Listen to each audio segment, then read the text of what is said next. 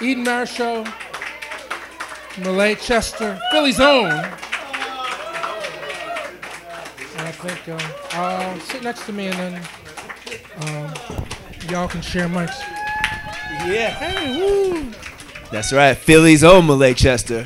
Let's get it. Yeah. Well, we got two. Okay, it's just too much.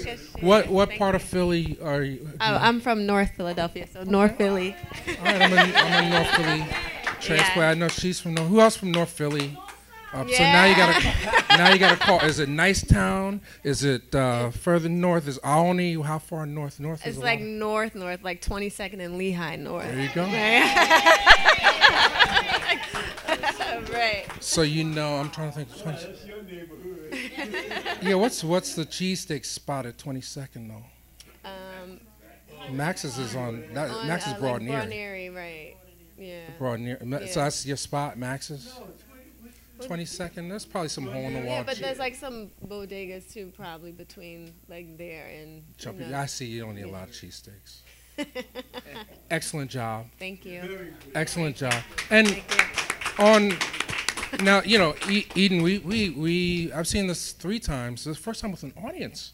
This is an incredible experience. And then also with distance, like, wow, I really have to commend you because you're literally in every single freaking scene. And we never get tired of you. It's like almost like an emotional thing. And then at a certain point, I said, like, I know the catharsis is witnessing all your pain, but I think you hit a little too close to home a few times. I'm not sure if I'm feeling it. You have to explain. Does this come from a truth, or is this you? How much of Bruce is Eden? You know what it was? It was really, actually, when my parents saw it, they were like, they had a joke because I would just drive them crazy, and they would say, "Oh, it must be Tuesday or Thursday," because I had like 2 days out of the week when I would kind of like drive them nuts when I was a kid. But it really came out of one of my best friends, Jesse, and I. We were in a theater workshop with my boy Vinny right here. Vinny. Yes. Many moons ago, and we were just around 30, so we both took like just crazy things that were happening to us in our lives, and then we said, what if we blew it up? Like, what if we just like went to the edge of the earth with it? Wow. So definitely, I mean, everybody's got a little asshole in them. Excuse my language. Yeah, everybody's got a little bit of that. Yeah, it's they're very clear with the marketing.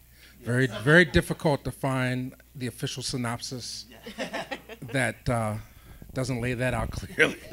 I'm like, how are we going to sell this? But we got a lot of folks that come out.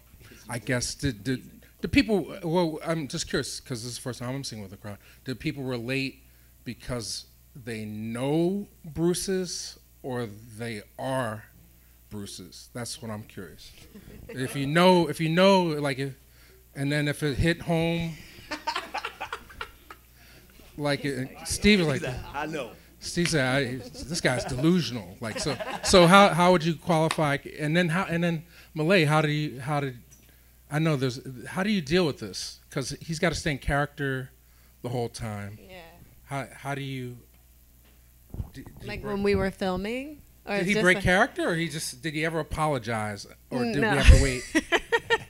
No, he wouldn't apologize. I think we all on set understood what was happening, but a lot of times you would start laughing because it just goes so far beyond.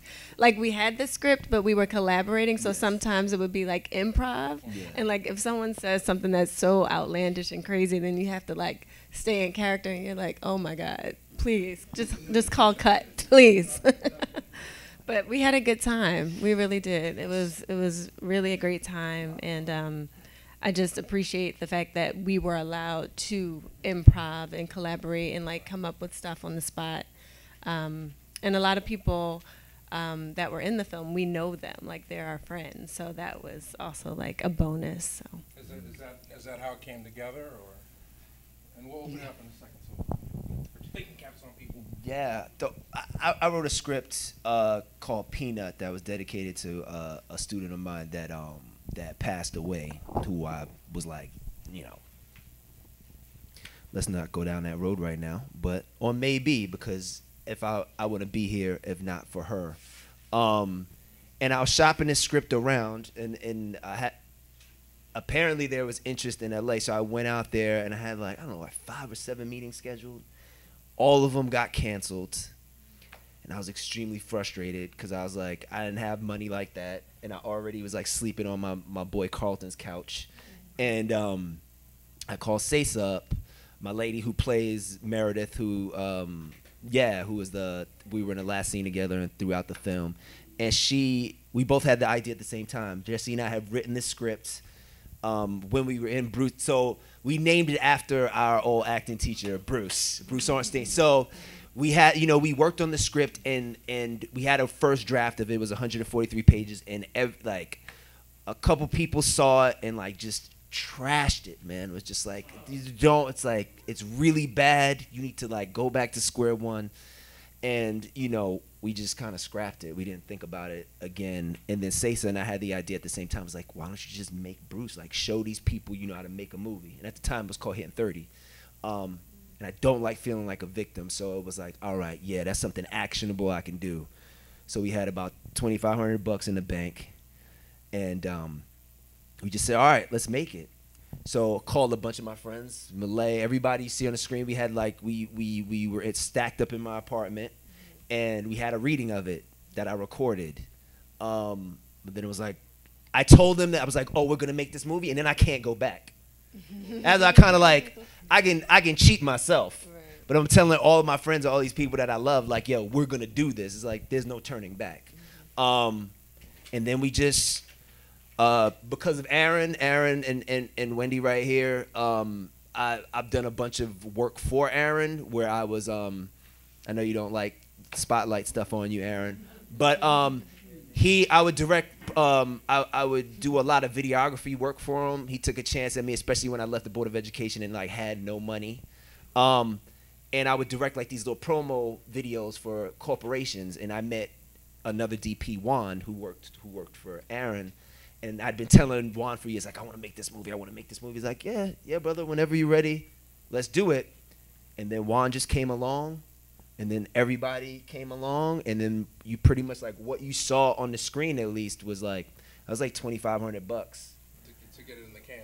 To get it in the can. But again, of course, all that wouldn't happen if we just didn't have all these amazing performances from our friends. And then what we would do is why you saw it said like first AD and it was like 35 names on there was because like if Malay wasn't shooting, she would be operating the slate, right? And that's how we did it. It was like community filmmaking, man. And it was a 3-man crew. So it was Juan, Sasha, who was the homeless guy on the bench, who was like, he was craft food services. We're getting ready to shoot the film, and Sasha was like, I have some equipment at my house. You want to check it out? And then we go to his house. He's got like half a production studio, man. It's like these can of cinemas. I was like, what are you taught? Like, what? So then Sasha came along, was doing like craft food services and doing the sound and being a gaffer and all these other jobs. And then so it was Sasha, Juan, and myself with a crew. And it was literally like waking up, I'd go to the gym in the morning for like 45 minutes just so I would have energy. Then stack all the equipment in my minivan. She passed away last year. That was my baby. Could have avoided it too, but anyway. Change your oil? Huh? Yes. The oil, it was leaking. Like there was a crack in the whatchamacallit. And then the sensor was off. The sensor was off. Yeah, all right. You're in denial just like Bruce. That's right. Nah, I was getting all the changes like every month and a half, man. I was trying to keep her. Anyway, I did the best I could. Love you. And then stack all the equipment in the car, pick Juan up, pick Sasha up, go to set. It's shot like a sitcom. We had like 60 pages of it was in that apartment.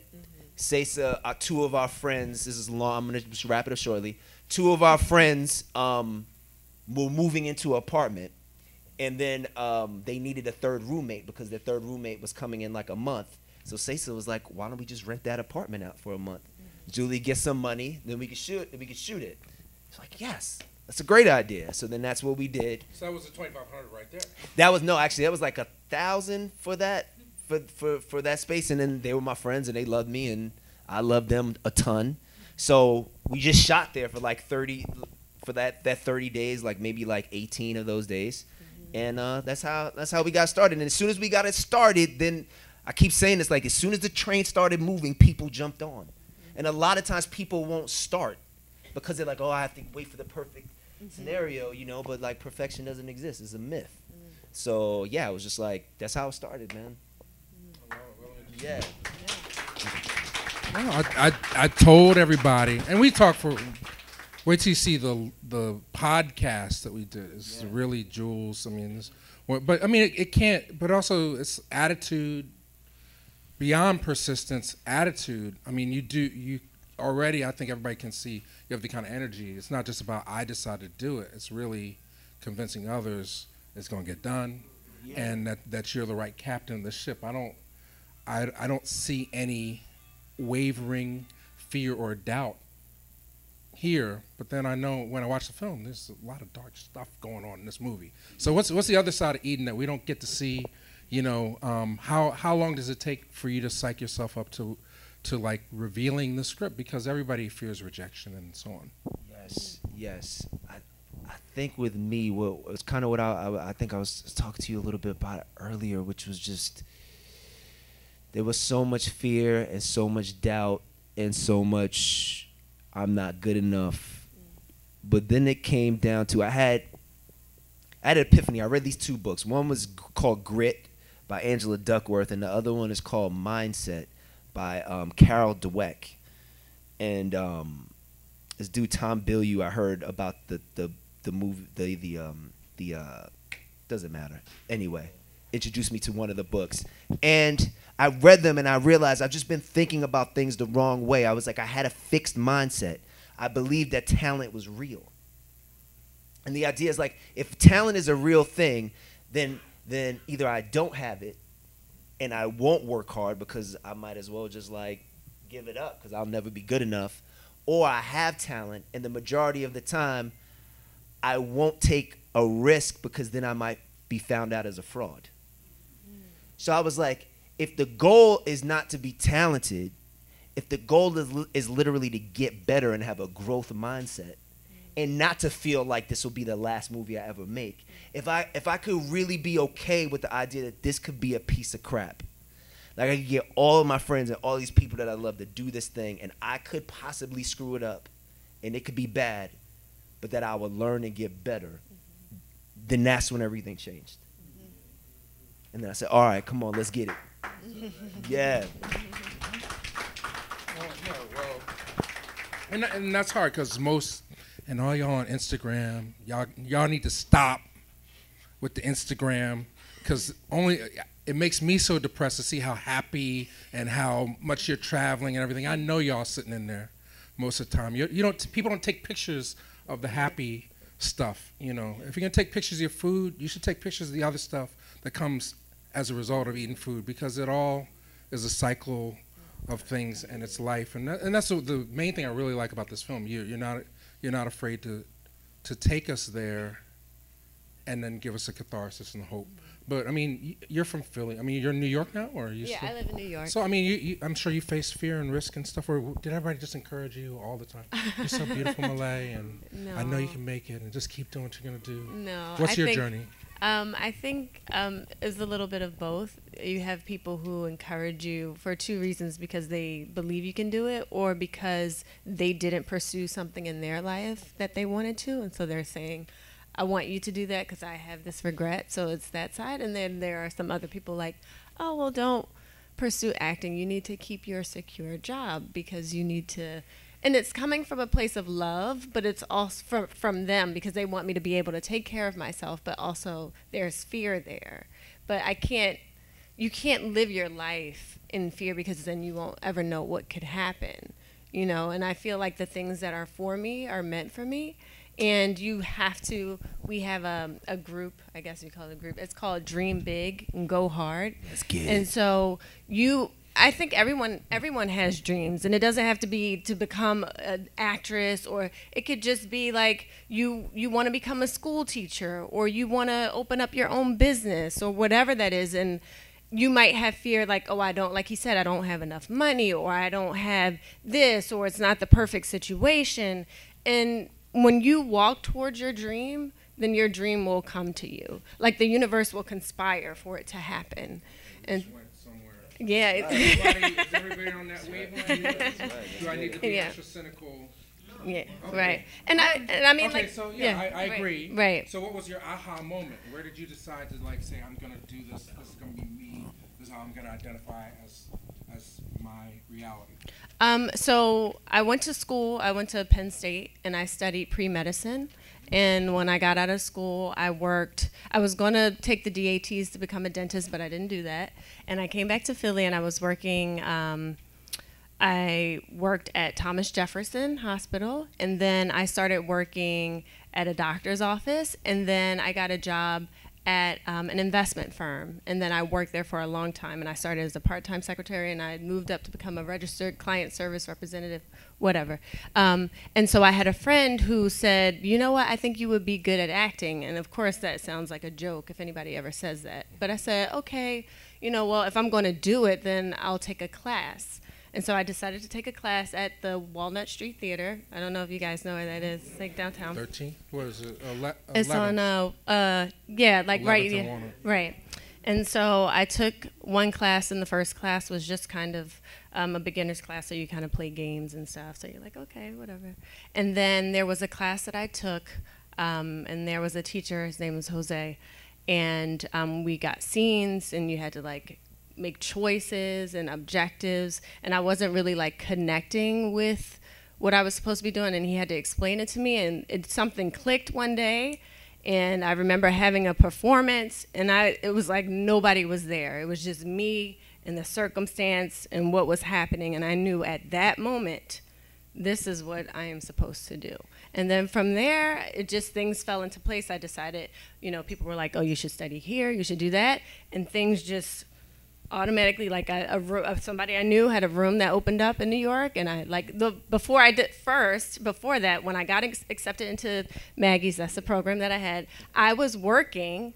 On the days that I had class, I would drive to New York, take my class, drive back, and then on the days that I had rehearsal, I would drive to New York and drive back, and I was like going back and forth to New York, and I was only coming home to sleep.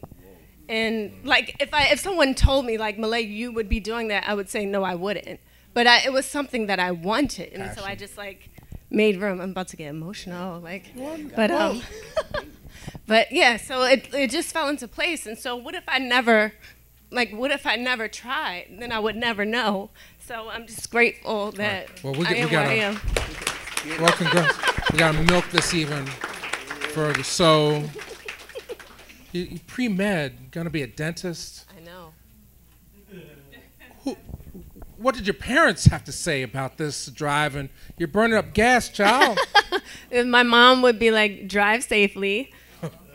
And she was the one who was like, yeah. And then my dad would be like, are you sure? Like, can't this just be a hobby? Like, keep your job. Like, I want you to have benefits. I want you to be able to take care of yourself and not depend on anybody. So, but I knew where that was coming from for him. So eventually. Because that was his dream. Right, exactly. Eventually he was saying like, I believe in you. Like, it just changed over time. So, I don't know. It's just, yeah. And now Malay is immortalized. Yeah, right. It's Keira. Now, as Keira. Now, and more to come. Now, and it's a do-it-yourself. You could have went the other path. I could have. And been immortal, like as the dentist. Right, YouTube, that discovered YouTube some video new dentist person. Right. But it's so great when you have a seasoned hand as Eden to guide the way and stay on the grind. I mean, you've been everywhere, not just places you've been invited to, but just everywhere. What's the whole journey now? Last time I saw you was at Sundance, and you're driving around, like hijacking, literally kidnapping people and making them watch the film. Yeah. And like literally, like all kinds of foreign people thinking that they're on a jitney, and he's like, "No, you're gonna watch my movie." Yeah. Anything come out of that? Yeah, we got our lawyer. the lawyer who represents the film from that. But what happened was we felt, my number one goal was to make a film that would show how talented my friends were. That was like the ultimate. That was number one, and number two was like, to have like some kind of calling card. And I felt like when we made it, I was like, no, this is good enough. I've seen movies at Sundance. Like, this movie's good enough to be there. I've made other things that I'm like, man, that's not good enough, right? But I felt like this thing was good enough. And so what we did was we had a bunch of magnetic signs made. These 4x2 signs that said Bruce is an a-hole. Then we flew to Vegas because it was cheaper. We flew to Vegas, rented a Sprinter, a Mercedes-Benz Sprinter van. We put the magnets on each side of the van, on the sides and on the back. And then Cesar and I drove from Vegas to Park City. And we had a 30-inch television inside of the van. So what we did was, because the theaters are spread out at Sundance, we picked people up and then took them wherever they had to go for free, and then we played the movie in the van. And then a couple times like we parked in the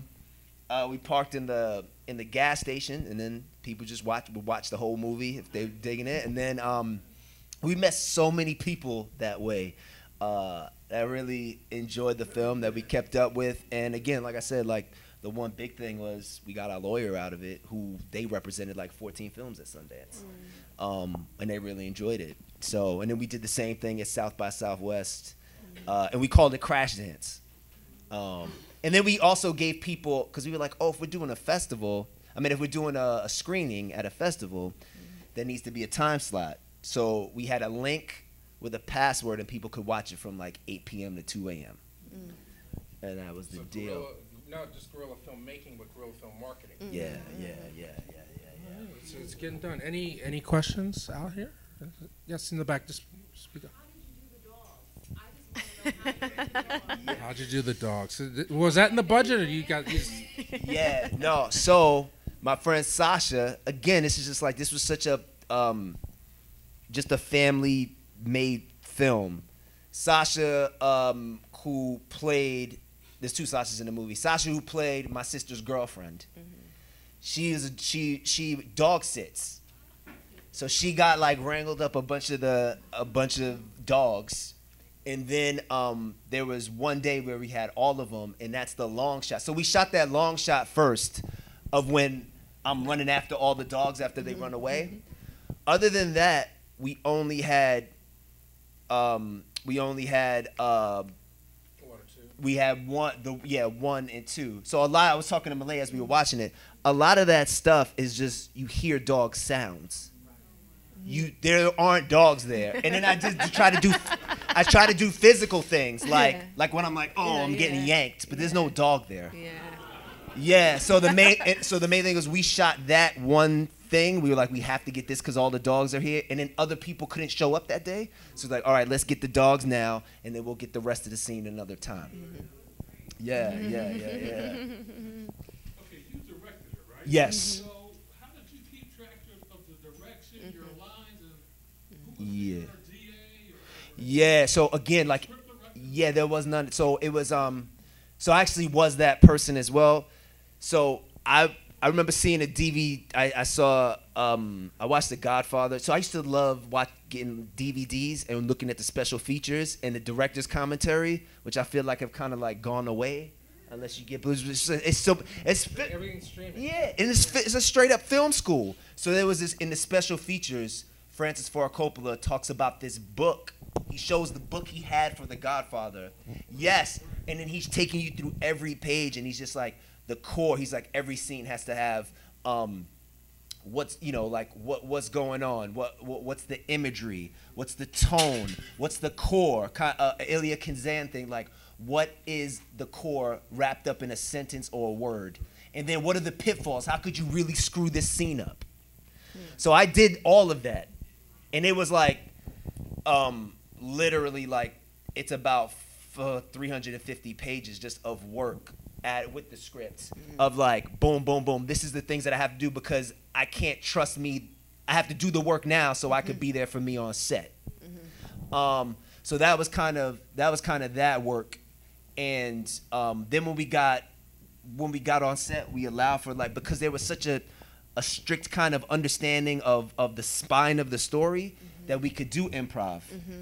And then I also trusted, like, I could look at playback. We kind of like operate with this 100-year-old thing. Film is such a young medium, and for some reason we're still holding to these things that are from like the 1940s and 50s. You could watch playback instantly with no problem. Like, just let's look at the take, let me see it. Or I could look in somebody's eyes and just be like, all right, Malay got it, let's move on. Or I could just say, guys, what do y'all think about that one? And just trust, like, you want to trust the people that are around you. And again, it was only a 3-man. It was Juan, myself, and Sasha. And then when the actors will come on. Did I answer your question? Okay. Yeah, well, let's go. Let's go here and then there and then back. Okay.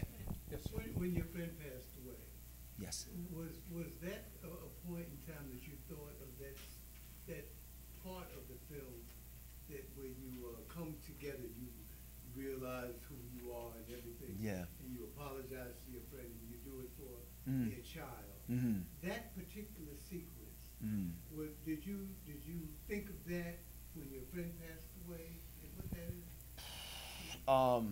It's gonna be two of us. Was that already in there? And you shelved it and said, No. Did you think of that just in one moment? To be honest with you, I always think of her. She was, I met her when she was 8 years old. I was a paraprofessional working for the Board of Ed. So I met her when I was 18 and she was 8, and then she was in my class for about 3 years, and then she passed away when she was 18. I always thank you. I appreciate that. I appreciate that. I hope I bring another one of my goals is to make sure everybody on the planet knows her name and knows how beautiful she was. So yeah, she's in everything I do. Well, that segment of the movie just brought it all together. Right? I appreciate that. And it was just really quickly. Another thing was that was actually a piece of a conversation I had with my dad when I was trying to figure things out. And I was like, Dad, when did you know you were a man?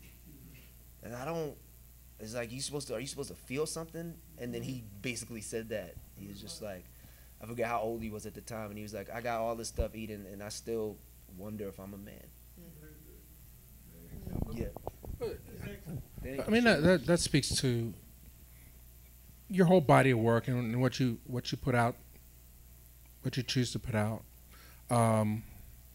Always a lot of humanity and truth in your work, and that's what I was like kidding, because we talk.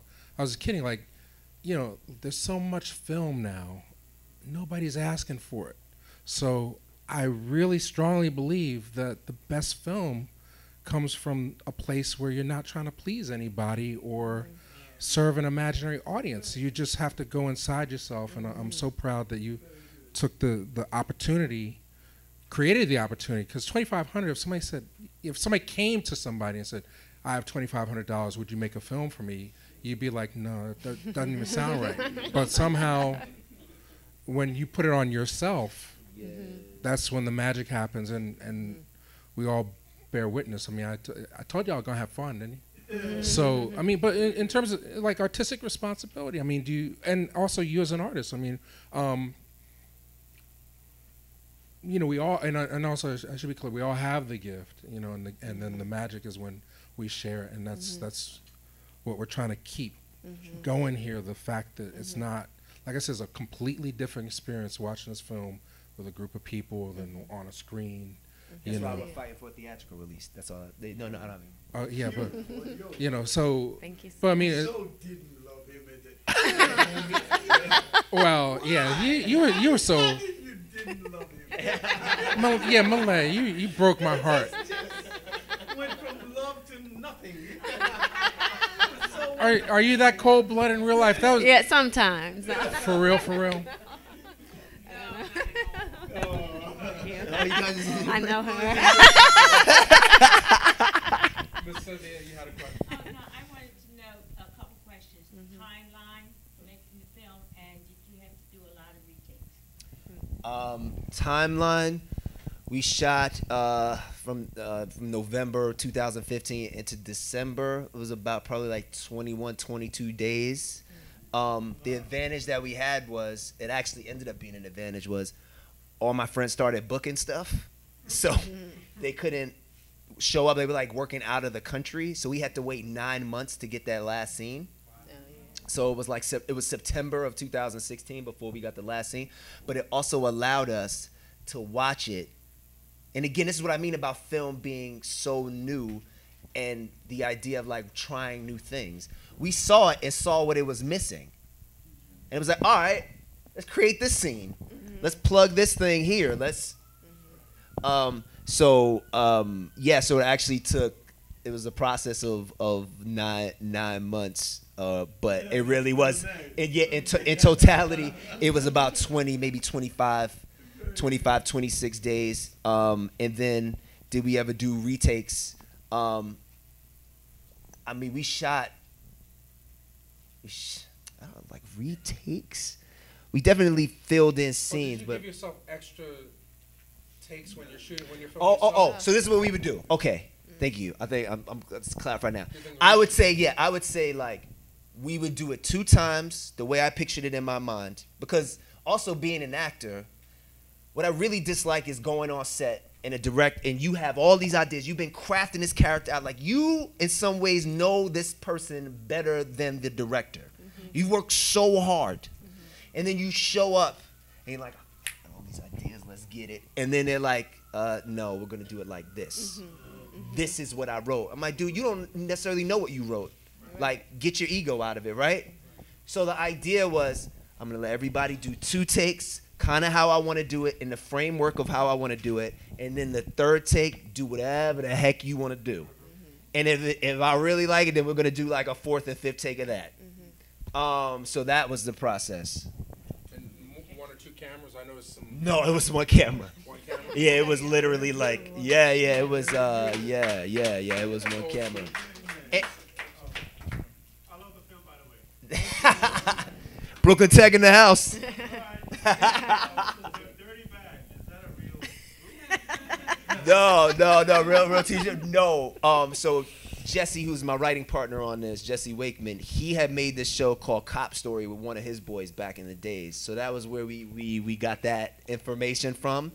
And then I kept asking him, I was like, as we're doing the show, and that was all kind of improvised. I had like some ideas. I always loved that line in New Jack City when Ice-T has Nino Brown, Wesley Snipes on the ground, and he's like, I want to shoot you so bad, my dick is hard. Yeah. And I was like, that always made me laugh, and I was like, I'm going to do that one day. So that was kind of like an homage to New Jack City. And then we just were making up stuff that day, and then like Jesse kind of directed that little segment of Dirty Badge, and he came up with the name. I was like, what could we call it? Like, we can't call it Cop Story. And then he was throwing out a bunch of names, and he said Tales of a Dirty Badge. Like, dude, this is hilarious. Yeah. So, 2 more, is that okay? You had a question, or you good? I did have a question. First, I do want to say I enjoyed the show, and like, you did a wonderful job. yes, you did. Thank you. Thank you. And I did want to ask the director a question. You said earlier that perfection like doesn't exist, right? No. Chasing after this dream. No, it's so not real. as an actor and as this being your baby, you're bearing it. Yeah. How do you get to that point of saying, okay, I'm done, it's ready? You're always editing. Oh, yeah. There's always something to change. So how do you know this is ready? I'm taking my hands off of it before I mess something up. I think like literally I was like saw 5 things today that I was like, oh man, let's do that, right? So I think part of it is just like the money thing. Part of it is also like you have to work with other people. It's funny, I'm glad you brought up perfection, because one of the lines that we cut out of the film was, it was also his kind of quest for perfection, but perfection gives you an excuse to not do anything. And it also comes from the Latin, it comes from the Latin perfectus, right? Which means complete. That's what it means. It means complete. It doesn't mean without flaw. That's a Western way of looking at things. The idea is that we're all born perfect. We're all complete. For me, how do I think it's just eventually deadlines. That's what just came to me. And he talks about it in the movie, right? It was just like, okay, we have 2 more days at Technicolor. It has to be done. You know? I think that's what it is. Deadlines are super important for me. Because I will just keep going. Yeah. Last. I think, Vinny, do you have a question too? No? Oh, we can stretch out. I think you answered it. Okay. My only question was, is your ensemble was so on point. Thank you. And the way you played off of each other, was there an extensive rehearsal process, or did you just keep banging away at it? No, we had that one reading, and then it was one of those things. It's like, yeah, directing is like 90% casting. Okay. It was like, I knew these are my friends. I knew they were going to show up. I knew they were extremely talented, and they worked hard. Right? Did we have rehearsals? No. No. I think like we might like when right before you shoot, we might just like read it once just to like block it, you know, or have some blocking, and then that was it. Yeah. And again, I can't over stress just the idea of the preparation component. Like, there were a lot of hours which I didn't realize were hours because I had so much fun. Just like breaking the scene down and being like, okay, and if it didn't, the funniest stuff in Bruce, I'll say is the funniest stuff in Bruce did not make it to the movie. It didn't. There's just like really wild, hilarious, what I thought was really funny stuff, which we all would like laugh. And the other thing too is like you could feel it on the day when you can't hold it together and you start laughing. But it was like, if it doesn't move the story, whether it took me a day or a week or a month to just agree with it, if when you make a film, there aren't just a carnage, just like a massacre of darlings killed on the ground, then something wrong. Something happened that wasn't supposed to happen. We killed so many darlings, but if it did not move the story is always king. Always. Always. Well, that being said, I'm curious in the audience, everybody watch it. I think for me, there's a moment where you know you're in good hands, and then like I said, you have to carry the movie. You're in every freaking scene, right? But so how I still can like you at the end of the movie and even feel compassion is just the craft, you know. But I think in my head there's a specific moment scene where it's like, you know, like if I was watching this home, either I'm gonna stay with this whole movie, I'm gonna love it, or this shit's going off. And I don't know if everybody feels like they know to you what was a scene. It comes kind of early, I think. But the very first scene, you're on board or not. That's that Netflix programming. You got it. People watching movies on Netflix, you have that option of like, you have to go past, and movies are made that way now, where it's almost like they design it, like they show you the end at the very beginning so that you have that anticipation. I think it happens a little bit later, when he asks for the money from his mom. That scene is genius. It's like either you're gonna ride with Bruce or this guy is so despicable. You know what I mean? Anybody agree? And I know people like, I've never done that. That's codependency for your ass, man. The thing about me being in every scene was I knew I could trust me to show up. Like I knew it's crazy, but like I knew I'd be there every day. So I was like, all right, yeah. But just watching your transformation, you just went on and on and on. It held us. You know? Thank you. Very good. Yeah, so we're not gonna spoil, but so then once you set your mom up, I was ready for you to come up. So I was like, Was there somebody else that had a question? yeah, last thing. Oh, The question is just something that me and Robert hold dear to with the cat scene. Like we just had, like we'll analyze our cat. Like this morning before I'm going to work, and she's doing work from home, doing whatever, and not whatever. She's a psychologist. But, I was almost late today for work.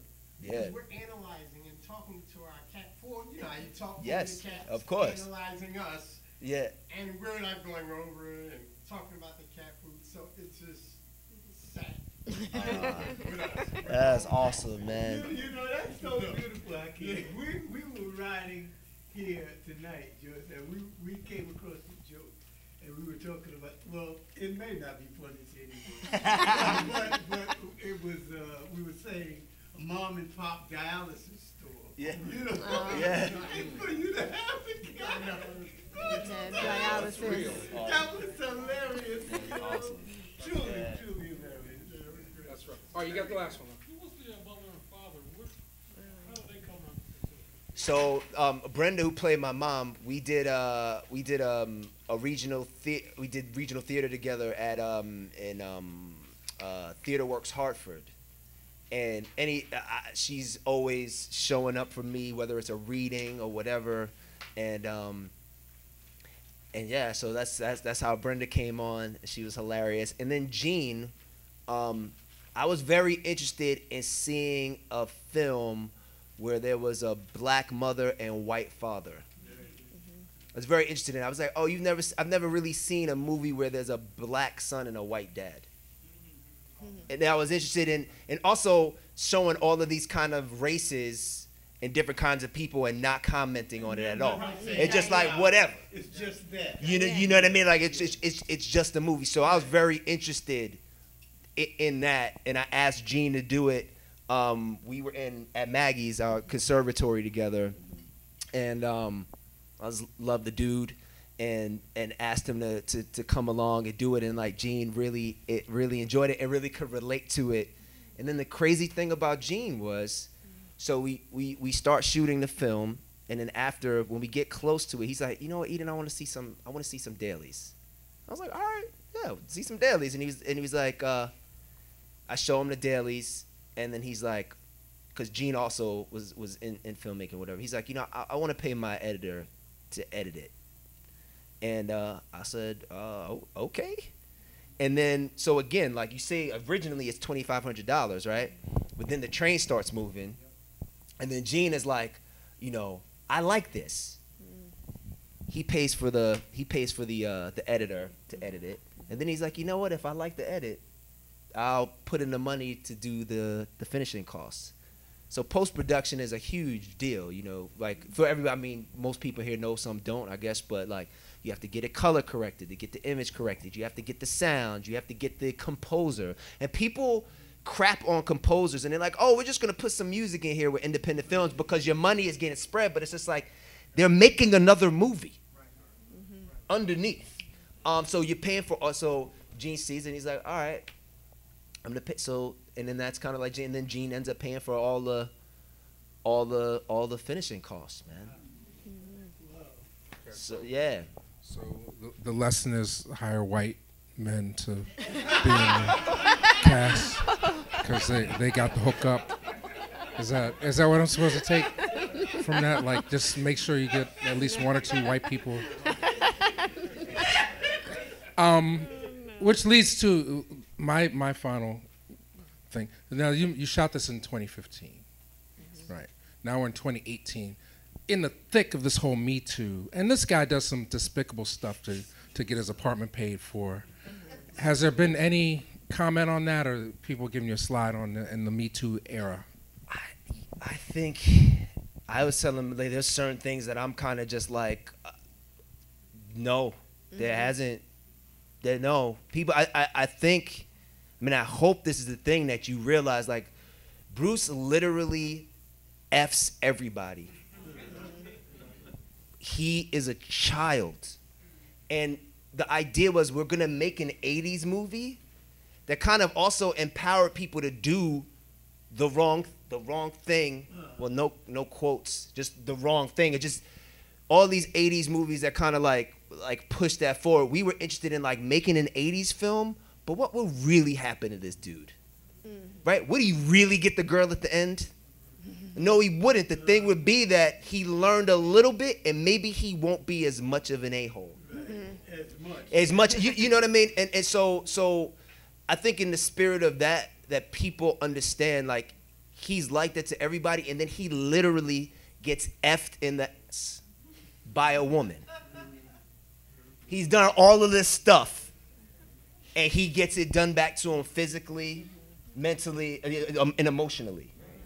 And so, yeah, so I've definitely thought long about it and asked many of my female friends. But you empower the woman who does it, who basically, the first suitor for the apartment, you give, and to be fair, and also Malaya, I guess this is a fair question, in terms of the writing for women, traditionally, you're the love interest, the object. I mean, there's levels and there's a lot of range in the characterizations that you wrote. But I mean, what did you see this as an opportunity to bring to the screen? Well, it's because it's not always there in the dialogue, Right. I don't know. I feel like Keira was strong, and like she didn't take really any of his mess, and I felt that she was empowered and was in control. Like she came, I'm here for an apartment, and I'm sure she could see through his BS. But then when she wanted it to happen, then she let it happen, and then when she wanted it to be over, it was over. And so I felt like Keira wasn't like subjected to Bruce and his shenanigans. I felt like she was a strong, empowered woman who had control. So I think that was interesting to just play into that. But I feel like I try to live my life, in that way of taking control of my life. So it wasn't, Talk to the hand. just like no, right? Yeah, just no nonsense. Yeah. As long as y'all can identify. Yeah. That was also super important to have a masculine Asian man. Yeah.